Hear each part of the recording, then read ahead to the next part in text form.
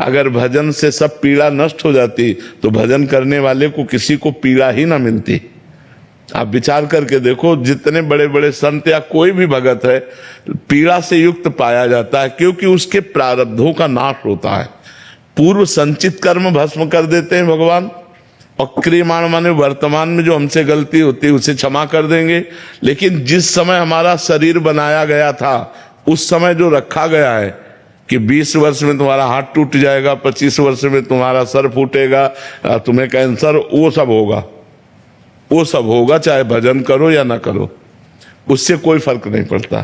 तो ये बात हिम्मत करके, हाँ ये जरूर है कि भगवान थोड़ा सहने की सामर्थ्य दे देते हैं, सहने की सामर्थ्य देते हैं कि उसी को हम रो के काटें या उसी को हंस के काटें।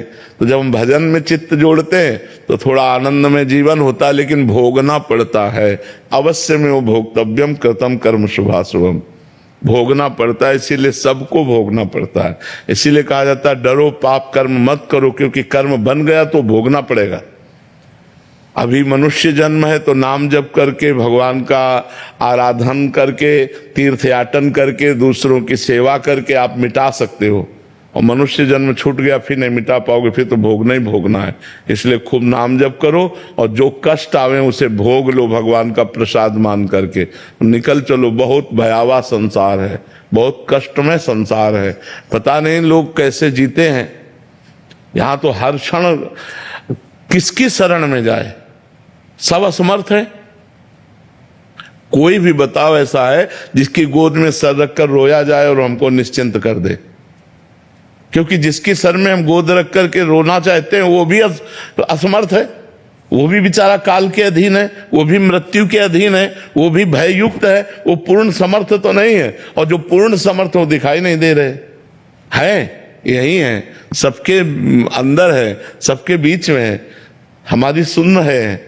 लेकिन हमें लगता है प्रगट में कोई होना जिसके गले लग करके हम अपने दुख को वर्णन कर सकें, हम रो सकें, कोई हमें प्यार से कि आप निश्चिंत रहिए, हम हैं ना।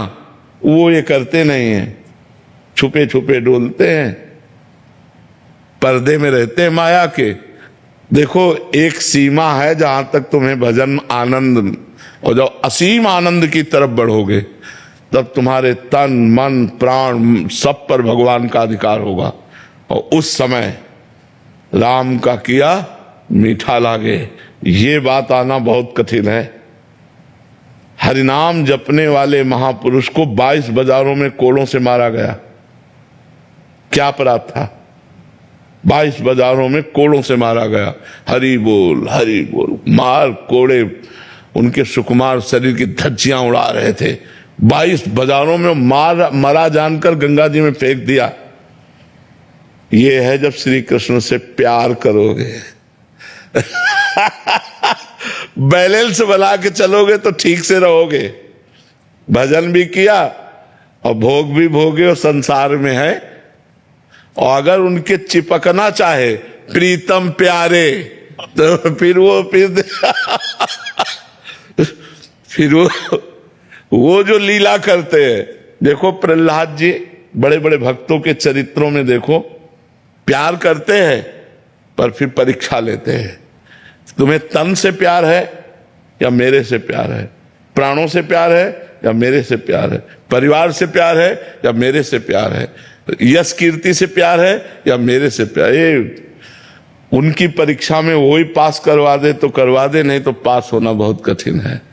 तो हमें लगता है कि भगवान की शरण में होकर भगवान का नाम जप करते हुए आए हुए दुख सुख को भोग लें और भगवान से प्रार्थना करें कि मुझे इतनी क्षमता दो कि मैं आपके विधान को जान करके हम इस दुख सुख को सुख में फूले नहीं और दुख में भूले नहीं, आपको निरंतर याद करें। बकाया है बहुत कठिन मार्ग, कोई सरल मार्ग नहीं भक्ति, बहुत कठिन मार्ग है।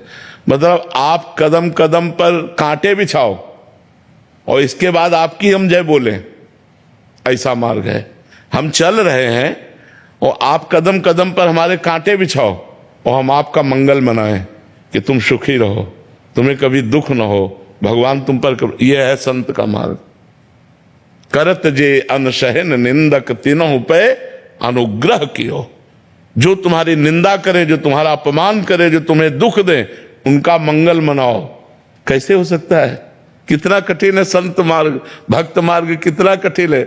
कह रहे कि अगर तुम्हें कोई गाली दे रहा है, अगर तुम्हारा कोई अपमान कर रहा है, तो तुम उसका मंगल मनाओ, स्वस्थ रहो, तुम्हारे ऊपर भगवान की कृपा रहे, तुम्हें कभी कोई दुख ना मिले। किसको? जो हमें दुख दे रहा है, जो हमें कष्ट दे रहा है। ये बड़ा मार्ग जो भक्त, इसीलिए तो कहा गया मोरे मन प्रभु विश्वासा, राम ते अधिक राम कर दासा।